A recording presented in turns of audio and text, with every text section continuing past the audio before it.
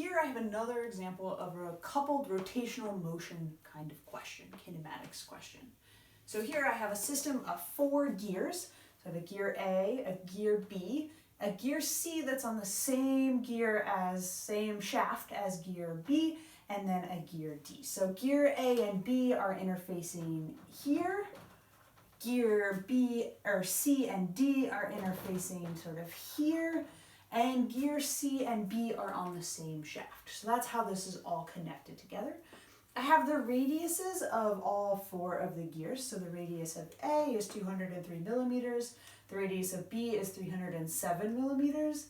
The radius of C is 165 millimeters. And the radius of D is 258 millimeters.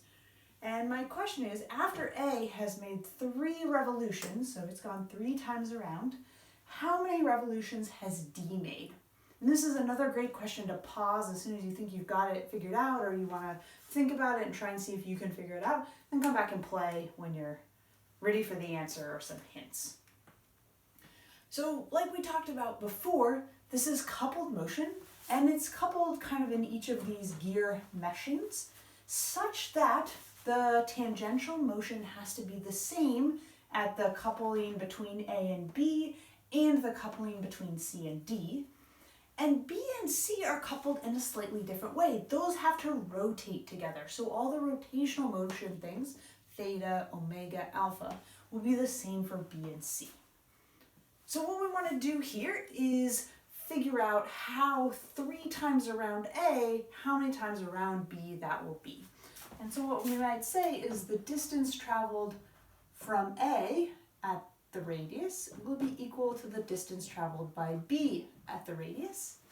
And those distances, you might remember from high school geometry or trigonometry, is r theta. So RA times the theta that A travels will be equal to RB times the theta that B travels. So that's just how many gears basically go by at that coupling. We know the radius of A is 203 millimeters, and we know that it goes 3 revolutions, and a revolution is 2 pi radians, and that will equal RB, which is 307 millimeters, times however far theta B that goes. And grab my solutions. That means that the B goes through an angle of 12.46 radians. And remember that B and C are on the same shaft, so however far B goes around, C has to go around the same distance. So theta C will equal theta B, which is equal to 12.46 radians. And now C and D are coupled in the same way that A and B were. So we could say that SC at the radius will equal SD at the radius. So this is RC theta C will equal RD theta D. And now we know all of these things, so we can figure out how far D goes. So the radius of C is 165 millimeters.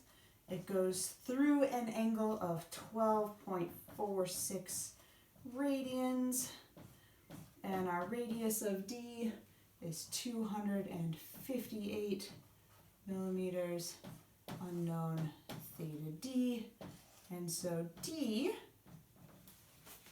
goes through an angle of 7.97 radians, or this problem specifically asked for revolutions. So remember, there's 2 pi radians per 1 revolution. This is equal to 1.26 revolutions.